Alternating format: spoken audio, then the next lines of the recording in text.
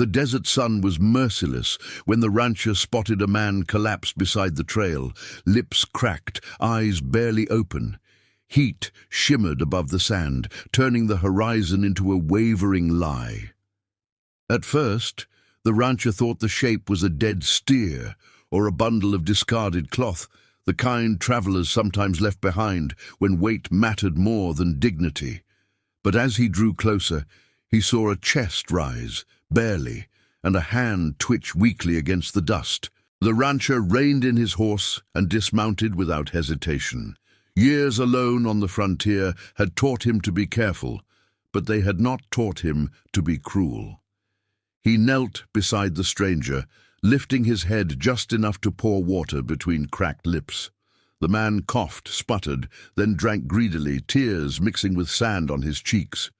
His eyes fluttered open, dark and unfocused, filled with fear more than pain. "Easy," the rancher said quietly, though he wasn't sure the man understood his language. He offered more water, slower this time, then shaded the man's face with his own hat. The stranger tried to speak, but only broken sounds came out. Fragments of words about children, about honor, about a journey that should not have been made alone. The rancher listened without interrupting, not because he understood, but because listening itself felt like a kind of promise. Lifting the man was not easy. He was lighter than expected, all bone and desperation, but dead weight is still weight.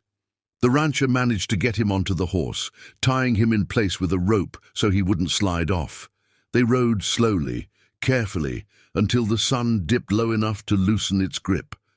By the time night fell, they reached a shallow ravine where a few stubborn mesquite trees offered shelter. The rancher built a small fire, more for comfort than warmth.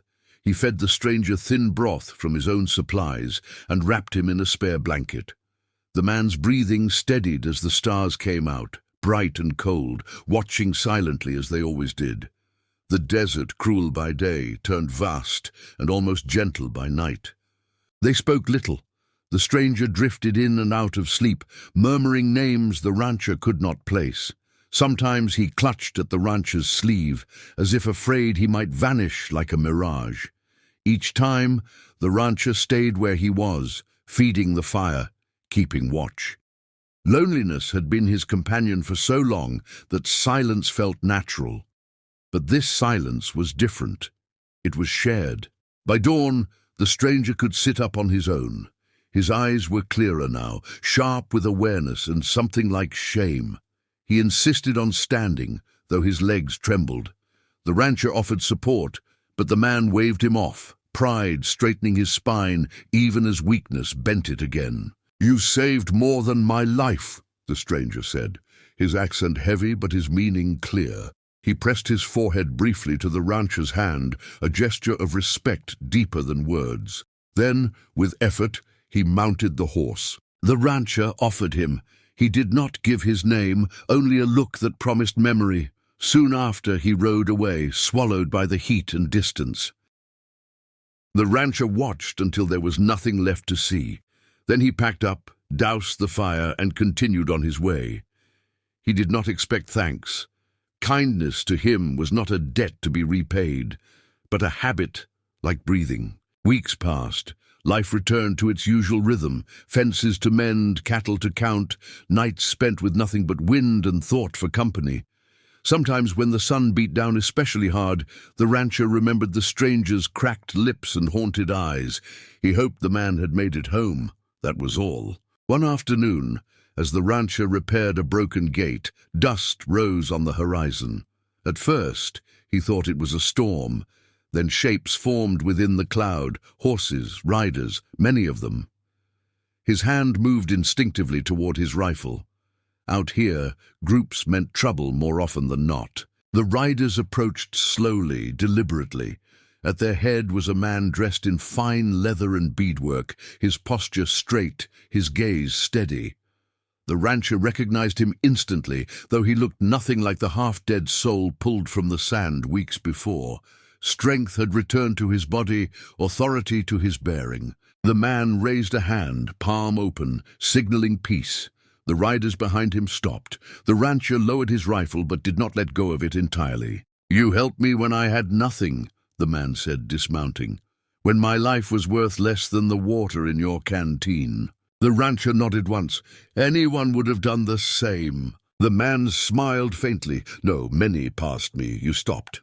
He gestured behind him. 3 young women stepped forward, their expressions calm, their eyes observant. They stood with quiet strength, neither shy nor defiant. The man spoke again, his voice carrying weight now. "I am a chief," he said. "Those are my daughters. Among my people, life saved creates a bond. I came to honor that bond." The rancher felt the ground shift beneath him, not with fear, but with the sudden realization that one small choice had rippled far beyond a single night in the desert. He did not know what the future would bring, only that kindness, once given, rarely ends where it begins. Weeks later, dust rose on the horizon as riders approached the ranch, slow and deliberate, like a memory returning with purpose. The rancher noticed them from the porch, his eyes narrowing against the sun. Out here, visitors were rare, and groups were rarer still. Habit guided his hand toward the rifle resting beside the door, not in fear but in readiness. Life on the frontier taught a man that hesitation could cost him everything. As the riders drew closer, shapes sharpened into figures, men upright in their saddles, moving with discipline rather than haste. At their head rode a man the rancher recognized instantly, though the image in his mind fought against what he now saw. Gone was the broken body dragged from the desert. This man sat tall, wrapped in finely worked tribal colors, his hair bound with care, his posture carrying authority that needed no announcement. The man raised his hand, palm open, a universal sign of peace. The riders behind him slowed and stopped, forming a quiet line that waited on his lead. The rancher relaxed his grip on the rifle, but did not lower it entirely.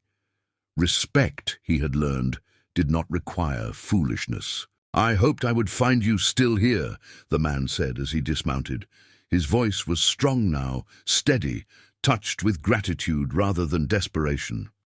"I remembered the land. I remembered the fence. I remembered you." The rancher studied him carefully, then nodded once. "Looks like the desert didn't finish what it started." A faint smile crossed the man's face. "It tried." He paused, then placed his hand over his chest. "You helped me when I was nothing, when my life was worth less than the sand beneath me. I told my people of you." The rancher shifted uncomfortably. Praise had always sat heavier on him than silence. "I gave you water. Anyone would have done the same." The man shook his head slowly. "No, many passed me. You stopped. That's not nothing." He turned and gestured, and 3 women stepped forward from among the riders. They were young, around 30 each, but there was nothing fragile about them.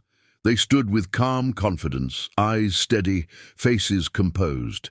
Their clothing bore the marks of their people, practical yet beautiful, shaped by tradition rather than vanity. They did not look at the rancher as curiosities or prizes. They looked at him as a man, measuring, present. "My daughters," the man said, "they are grown, strong. They have known hardship, and they have survived it." He met the rancher's eyes again. "I am a chief. Among my people, a life saved creates a bond. I did not come to repay you. I came to honor you." The words settled heavily in the warm air. The rancher felt something tighten in his chest, not fear, not pride, but the weight of consequence. All his life, he had believed his choices ended where his reach did. This moment proved him wrong. "I'm not a man who takes what he doesn't understand," the rancher said carefully, "and I don't buy people. I never have." The chief inclined his head, respectful. "Nor would I offer my daughters as payment. They stand here by choice. I offered them truth. I told them a man saved their father without knowing who he was, without asking what he might gain. That matters. One of the women stepped forward slightly. Her gaze was direct, not challenging, simply honest. "We are not being given," she said. "We are being invited." The rancher looked at her, really looked, and saw not obligation, but agency. He took a slow breath. "You don't know this life," he said. "It's hard, isolated. There's work every day and quiet every night. I won't promise comfort." She nodded. "We don't seek comfort, we seek steadiness." Silence stretched between them, not awkward, but thoughtful.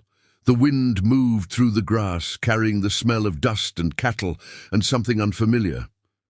Possibility. "I won't make promises I can't keep," the rancher finally said. "But I won't turn away honesty either. If anyone stays here, it's because they choose to, and they can leave the same way." The chief's eyes softened. "Then my journey was worth every mile." They stayed that night.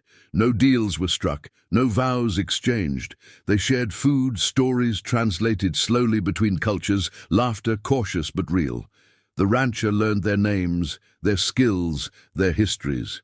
He spoke of his own losses, of a family buried years ago, of land worked into meaning by calloused hands and time. Days passed. One by one, the riders departed, leaving behind the chief and his daughters. Eventually, even the chief prepared to go. Before leaving, he clasped the rancher's forearm firmly.